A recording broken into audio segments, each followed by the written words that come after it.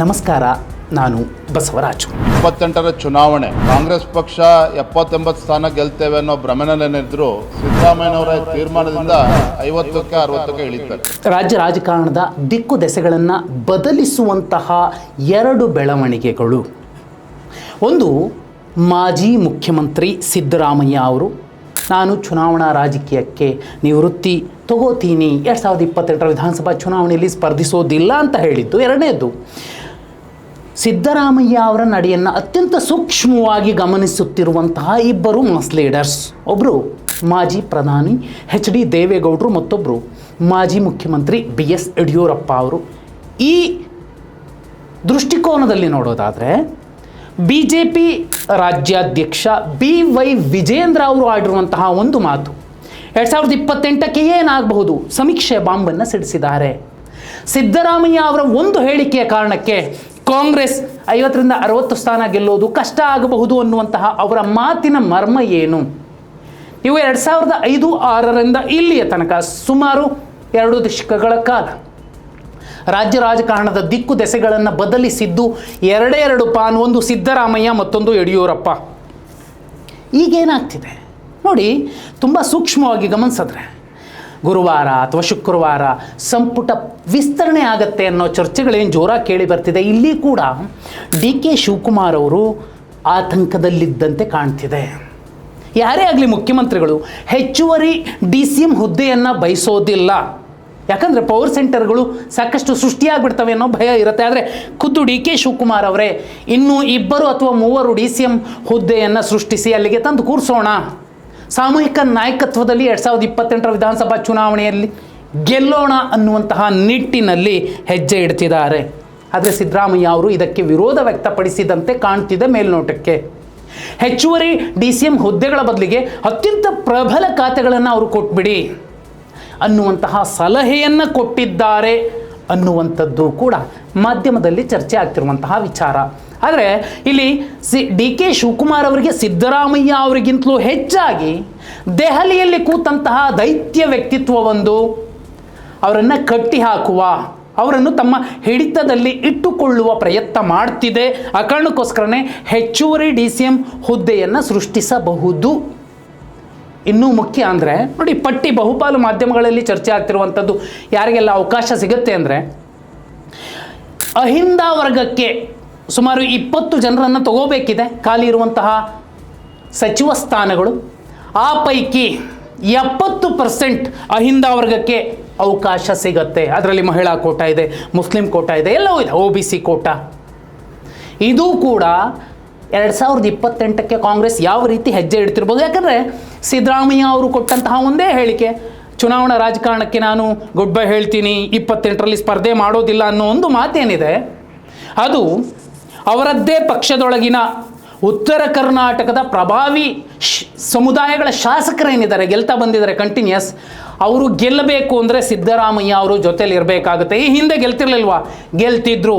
ಆದರೆ ಅವರ ಗೆಲುವಿನ ಸರಾಸರಿ ವ್ಯತ್ಯಾಸಗಳು ಹೇಗಿರ್ತವೆ? ಒಂದು ಸಲ ಗೆಲ್ತಿರೋ, ಒಂದು ಸಲ ಸೋಲ್ತಿದ್ರು. ಆದರೆ ಬ್ಯಾಕ್ ಟು ಬ್ಯಾಕ್ ಗೆಲ್ಲುವಂತಹ ಸಾಧ್ಯತೆ ಬಂದಿದ್ದು ಅಹಿಂದ ವರ್ಗಗಳ ಮತಗಳು ಸಾರಾಸಗಟಾಗಿ ಕಾಂಗ್ರೆಸ್ ಅಭ್ಯರ್ಥಿಗಳಿಗೆ ಸಿಕ್ಕ ಕಾರಣಕ್ಕೆ ಗೆಲ್ತಾ ಬಂದಿದ್ರು. ಈಗಲೂ ಕೂಡ ಸಿದ್ದರಾಮಯ್ಯ ಅವರ ಈ ಹೇಳಿಕೆ, ಅದನ್ನು ತುಂಬ ಸೂಕ್ಷ್ಮವಾಗಿ ಗಮನಿಸ್ತಿರುವಂತಹ BJPಯ ದೆಹಲಿಯ ನಾಯಕರು ವಿಜಯೇಂದ್ರ ಅವರ ಮೂಲಕ ಕೊಡಿಸಿರುವಂತಹ ಈ ಸಮೀಕ್ಷೆ ಬಾಂಬ್, ಅವರು ಸಮೀಕ್ಷೆ ಅಂತ ಹೇಳಲಿಲ್ಲ ನೋಡಿ, ಕಾಂಗ್ರೆಸ್ 70-80 ಸ್ಥಾನ ಗೆಲ್ಲಬಹುದು ಅನ್ನೋ ನಿರೀಕ್ಷೆಯಲ್ಲಿದ್ದರು 28ಕ್ಕೆ. ಅದು ಈಗ ಸಾಧ್ಯ ಆಗೋದಿಲ್ಲ. ಯಾಕಂದರೆ ಸಿದ್ದರಾಮಯ್ಯ ಅವರ ಒಂದು ಹೇಳಿಕೆ ಅವರನ್ನು ಕನಿಷ್ಠ ಅಂದರೂ 50 ಸ್ಥಾನಕ್ಕೆ ತಂದು ನಿಲ್ಲಿಸಬಹುದು. ಒಬ್ಬ ಅಹಿಂದ ನಾಯಕನಿಗೆ ಕಾಂಗ್ರೆಸ್ ಮಾಡಿದಂತಹ ಅಪಮಾನ, ಅದರಲ್ಲಿ ಅವರನ್ನು ಕೆಳಗಿಳಿಸಿ ಆ ಜಾಗಕ್ಕೆ ನಾನು ಸಮರ್ಥ ಅಂತ ಪ್ರತಿಪಾದನೆ ಮಾಡಿಕೊಂಡು ಸಿದ್ದರಾಮಯ್ಯ ಅವರ ನಂತರದಲ್ಲಿ ಆಲ್ಟರ್ನೇಟಿವ್ ಏನಾದರೂ ಇದ್ದರೆ ಅದು DK ಶಿವಕುಮಾರ್ ಅನ್ನುವಂತಹ ಮೆಸೇಜ್ ಕೊಟ್ಟಂತಹ DK ಶಿವಕುಮಾರ್ ಅಹಿಂದ ವಿರೋಧವನ್ನು ಕಟ್ಕೊಂಡಿದ್ದಾರೆ, ಪ್ರತ್ಯಕ್ಷವಾಗೋ ಪರೋಕ್ಷವಾಗೋ. ಇವತ್ತು ಅವರು 3 ಜನ ಅಲ್ಲ, 6 ಜನ DCM ತಂದು ಕೂರಿಸಿದ್ರು ಕೂಡ ಅಲ್ಪಸಂಖ್ಯಾತ ಮತ್ತು ಹಿಂದುಳಿದ, ಅದರಲ್ಲಿ ಮುಖ್ಯವಾಗಿ ಕುರುಬ ಸಮಾಜ DK ಶಿವಕುಮಾರ್ ಅವರನ್ನು ನೋಡ್ತಿರುವ ರೀತಿ, ಯತೀಂದ್ರ ಅವ್ರನ್ನ ತಂದು ಕೂರಿಸಿದ್ದೀವಿ, ಭೈರತಿ ಸುರೇಶ್ ಅವ್ರನ್ನ ತಂದು ಕೂರಿಸಿದ್ದೀವಿ ಅಂತ ಅವ್ರು ಹೇಳ್ಕೋಬಹುದು. ಆದರೆ ಯಾರ ಕಾರಣಕ್ಕೆ ಪದೇ ಪದೇ ಅವ್ರು ಹೇಳ್ತಾರೆ. ಬಂಗಾರಪ್ಪ ಅವರು ನಮ್ಗೆ ಹೇಳ್ತಿದ್ರು, ನೋಡಿ ಖಾತೆ ನಾನು ತೊಗೊಂಡಿದ್ದೆ, ಅರಸರು ತೊಗೊಂಡಿದ್ರು, ಇಬ್ಬರು ಮುಖ್ಯಮಂತ್ರಿಗಳಾಗಿದ್ರು, ನೀನು ಮುಖ್ಯಮಂತ್ರಿ ಆಗ್ತೀಯ ತಗೋ ಅಂತ ಕೊಟ್ಟಿದ್ರು, ತೊಗೊಂಡಿದ್ದೆ. ಆ ಸಮಾಜಕ್ಕೆ ಎಷ್ಟು ಸ್ಥಾನಗಳನ್ನು ಕೊಟ್ಟಿದ್ದೀರಿ? ಒಂದು ಅಲ್ಲಿ ಕೂಡ ಲೆಕ್ಕ ನೋಡಿ. BK ಹರಿಪ್ರಸಾದ್ ಅವರು KPCC ಅಧ್ಯಕ್ಷ ಅನ್ನೋ ಕಾರಣಕ್ಕೆ ಆ ಸಮಾಜಕ್ಕೆ ಕನಿಷ್ಠ ಇನ್ನೂ 2 ಹುದ್ದೆಗಳನ್ನು ಕೊಡಬೇಕಾಗತ್ತೆ, ಆದರೆ ಕೊಡಲ್ಲ. ಬದಲಾಗಿ ಇನ್ನುಳಿದ ಸಮಾಜಗಳಿಗೆ ಅವಕಾಶ ಕಲ್ಪಿಸಿಕೊಡಲೇಬೇಕು ಅನ್ನೋದಾದರೆ ನೋಡಿ, ಒಬ್ಬ ಪುಟ್ಟರಂಗ ಶೆಟ್ಟರಿಗೆ ಈ ಸಲ ಅವಕಾಶ ಸಿಗದೆ ಹೋದರೆ, ಒಬ್ಬ ಉಮಾಶ್ರೀಗೆ ಈ ಸಲದಲ್ಲಿ ಅವಕಾಶ ಸಿಗದೆ ಹೋದರೆ, ಹೀಗೆ ಅತ್ಯಂತ ಸಣ್ಣ ಪುಟ್ಟ ಸಮಾಜಗಳಿಗೆ ರಾಜಕೀಯ ಪ್ರಾತಿನಿಧ್ಯ ಸಿಗದೆ ಹೋದರೆ ಆ ಸಮಾಜಗಳು ಬೇರೆ ಕಡೆ ನೋಡ್ತಾರೆ. BJP ಕಡೆ ಹೋಗಬಹುದು, JDS ಕಡೆ ಹೋಗಬಹುದು. ಅಲ್ಪಸಂಖ್ಯಾತರಿಗೆ ಆಲ್ಟರ್ನೇಟಿವ್ ಇಲ್ಲದೆ ಇರಬಹುದು, ಆದರೆ ಇನ್ನುಳಿದ ಸಮಾಜಗಳಿಗೆ ಆಲ್ಟರ್ನೇಟಿವ್ ಇದೆ. ಇದನ್ನು ನೋಡಿದ್ರೆ ವಿಜಯೇಂದ್ರ ಅವರ ಮಾತುಗಳನ್ನು ತುಂಬ ಸೂಕ್ಷ್ಮವಾಗಿ ಗಮನಿಸಿದ್ರೆ ಎಲ್ಲೋ ಒಂದು ಕಡೆ, ಯಾಕೆ ನೋಡಿ, ನಾನು ಆರಂಭದಲ್ಲೇ ನಿಮ್ಗೆ ಹೇಳಿದೆ 2006ರ ನಂತರ, ಏನು 2008ರ ಚುನಾವಣೆಯ ನಂತರ ರಾಜ್ಯ ರಾಜಕಾರಣದ ದಿಕ್ಕು ದೆಸೆಗಳನ್ನು ಬದಲಿಸಿದ್ದು 2 ಪಾನ್, ಒಂದು ಸಿದ್ದರಾಮಯ್ಯ, ಇನ್ನೊಂದು ಯಡಿಯೂರಪ್ಪ.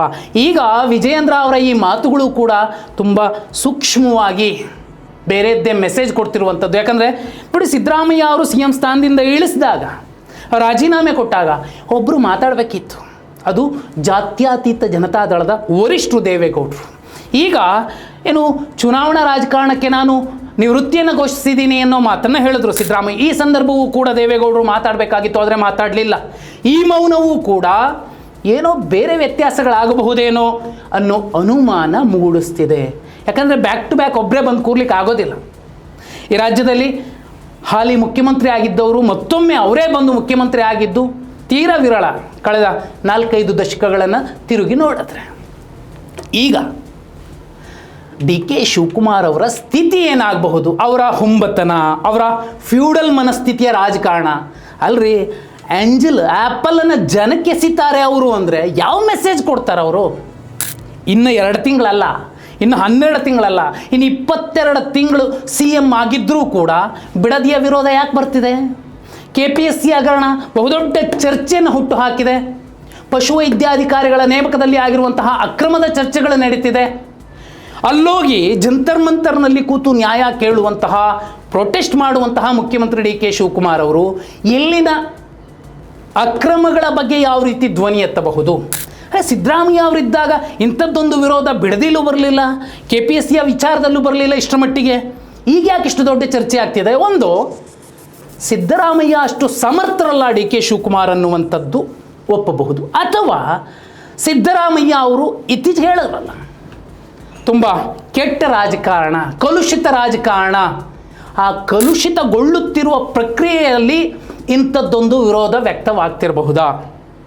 ಮುಂದಿನ ಅವಧಿಗೆ ಕಾಂಗ್ರೆಸ್ 50-60 ಸ್ಥಾನನೂ ಗೆಲ್ಲೋಕ್ಕಾಗೋದಿಲ್ಲ ಸಿದ್ದರಾಮಯ್ಯ ಅವರ ಈ ನಿರ್ಣಯದಿಂದ ಅನ್ನುವಂತಹ ವಿಜೇಂದ್ರ ಅವರ ಮಾತನ್ನೇ ನೋಡೋದಾದರೆ BJP ಸರಳ ಬಹುಮತ ಪಡೆಯಬಹುದು, ಅಥವಾ JDS ಈ ಹಿಂದಿನ ಸುವರ್ಣಯುಗಕ್ಕೆ ಬಂದು ನಿಲ್ಲಬಹುದು. ಏನಾಗಬಹುದು? ಸಿದ್ದರಾಮಯ್ಯ ಅವರನ್ನು ಕಡೆಗಣಿಸಿ, ಅಹಿಂದ ವರ್ಗಗಳನ್ನು ಕಡೆಗಣಿಸಿ, DK ಶಿವಕುಮಾರ್ ಅವರ ತಾಳಕ್ಕೆ ತಕ್ಕಂತೆ ಕುಣಿದಂತಹ ಕಾಂಗ್ರೆಸ್ ಹೈಕಮಾಂಡ್ ಮತ್ತು ಸಿದ್ದರಾಮಯ್ಯ ಅವರನ್ನು ಸಲೀಸಾಗಿ ಇಳಿಸಿ ಆ್ಯಪಲ್ ಎಸೆದಂತಹ DK ಶಿವಕುಮಾರ್ ಅವರ ಸಾರಥ್ಯದಲ್ಲಿ ಕಾಂಗ್ರೆಸ್ 2028ರ ವಿಧಾನಸಭಾ ಚುನಾವಣೆಯಲ್ಲಿ ಮತ್ತೊಮ್ಮೆ ಅಧಿಕಾರದ ಚುಕ್ಕಾಣಿ ಹಿಡಿಲಿಕ್ಕೆ ಸಾಧ್ಯ ಆಗುತ್ತಾ? ಕಮೆಂಟ್ ಮಾಡಿ.